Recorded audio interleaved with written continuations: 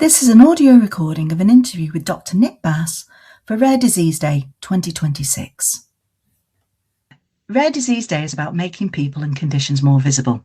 From a mental health perspective, what do you most want clinicians and the public to understand about rare and inherited causes of psychiatric symptoms? Thank you. I suppose first, I think it's important to say that psychiatric symptoms, for example, low mood or anxiety, are common and usually do not suggest an underlying genetic condition. However, the majority of rare diseases have some effect on the nervous system, and therefore psychiatric symptoms are often part of the overall picture. And sometimes it is the psychiatric symptoms which have the biggest impact on day-to-day life. So my main message is to consider both the physical and the mental health elements of rare diseases as one. For clinicians, this means thinking holistically in diagnosis and treatment. Hopefully we can raise public awareness that psychiatric symptoms are common in rare diseases and that appropriate mental health care services are needed to support people living with such conditions. And why have these links historically been overlooked? Well, actually, I think there are many reasons, some to do with the focus of different medical specialities and some to do with how health services are organised and work together with each other. But looking to the future, I think healthcare for people living with rare diseases can be improved through more collaboration and more coordinated working. For example, by the expansion of multidisciplinary clinics which bring together relevant healthcare professionals and link with support organisations.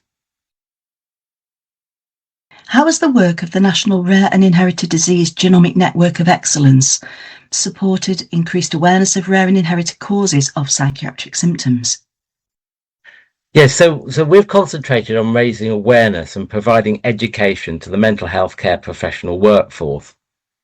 Our educational activities have ranged from national events and a couple of international events to bespoke hands-on training at a local service level. We've tried to provide training to different professional groups, both together and separately, as the whole mental health care workforce needs to be aware of how genomic medicine is impacting care in the NHS. We've also worked with support organisations like Unique and Young Dementia to gain patient and carer perspectives, and with professional bodies such as the Royal College of Psychiatrists to look at how genomics education can be sustainably embedded in training and continued professional development. A particular focus of our work has been engaging intellectual disability services, which are also known as learning disability services. These services generally support adults with intellectual disability who have more complex challenges and higher needs. Genetic investigations have advanced incredibly rapidly over the last 10 to 20 years, and many adults who are seen in intellectual disability services will not have had the opportunity to access the kind of comprehensive testing which is now available. We have therefore set up a network within the Network of Excellence, which has brought together intellectual disability services and genomic medicine services from across the 7 regions. In collaboration, testing pathways and resources to support genetic investigation for adults with intellectual disability have been developed and now implemented. How can genomic medicine help mental health services reach the right diagnosis sooner? What changes when a genomic or a genetic explanation is found? Thanks. So, on the whole, I do not think it is about right or wrong diagnosis. I think that for a small proportion of the very large number of people presenting to mental health services, genomic medicine can enable clinicians to make a more precise diagnosis and to see the bigger picture when an individual is presenting with a rare multi-system condition. Maybe it'd be helpful if I try to give a concrete example.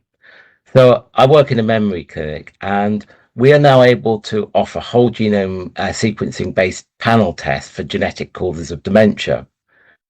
Testing is only actually appropriate for a small proportion of the people who come through the doors of the memory clinic. However, we found that genetic testing has changed the dementia subtype diagnosis in over half of the people where a causative variant has been identified.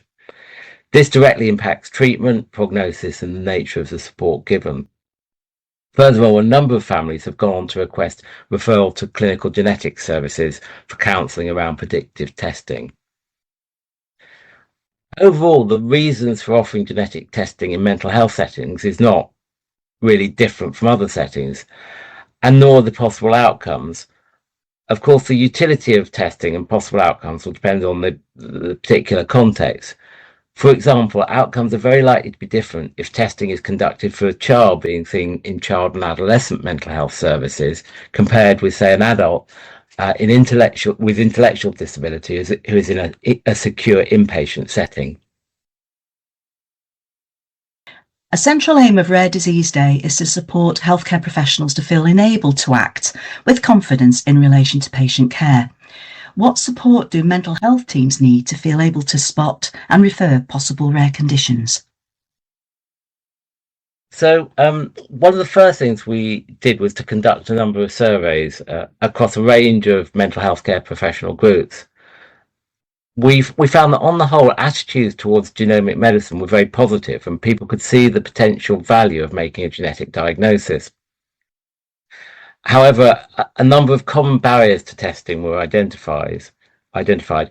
These included lack of awareness of genomic medicine and the genomic medicine service, lack of confidence about who to offer testing to, lack of knowledge about how to organise testing itself, and uncertainty about who to contact for advice. There are actually a lot of great resources already out there to support clinicians and address these barriers. In particular, the resources provided by the genomics education program, such as GeneNotes. I think the challenge is to link clinicians to these resources and ensure there are sufficient resources relevant to the mental health workforce. I'd like to give a shout out to Dr. Pamela Bowman at this point. Pamela has brought together a GeneNotes mental health working group, and we've now published a number of mental health related GeneNotes. So looking ahead, I think it's important that we develop forums where mental health and genomic medicine service professionals can bring clinical scenarios for detailed discussion. In the North Thames Genomic Medicine Service, we've been taking a few small steps in this direction.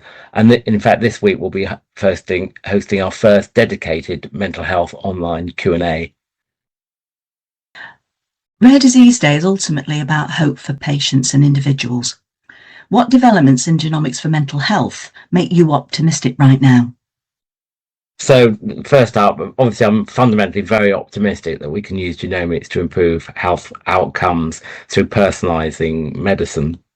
For example, known physical and mental health associations with specific rare disease can be used to guide health screening and surveillance once a genetic diagnosis is made. So I think the biggest reason for optimism is not so much further kind of technological advance, but rather the increasing dialogue between mental health services and genomic medicine services. I mean, we already have very powerful tools for genetic investigation.